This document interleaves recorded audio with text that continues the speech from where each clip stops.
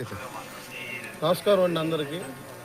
ఈరోజు శాంతి భద్రతల పరిరక్షణలో భాగంగా రామాపురం విలేజ్లో గౌరవనీయులు మా పల్నాడు జిల్లా ఎస్పీ గారు మరియు గురజాల సబ్ డివిజన్ డిఎస్పీ గారి యొక్క ఆదేశాల మేరకు కార్డన్ సెర్చ్ నిర్వహించడం జరిగింది.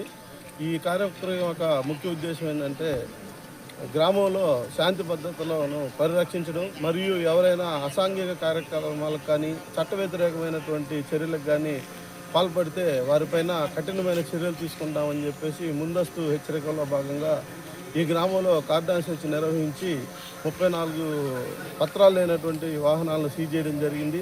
అదేవిధంగా కొన్ని ఆయుధాలను గొడ్డళ్ళు, పారలు, పలుగులు కూడా సీజ్ చేయడం జరిగింది.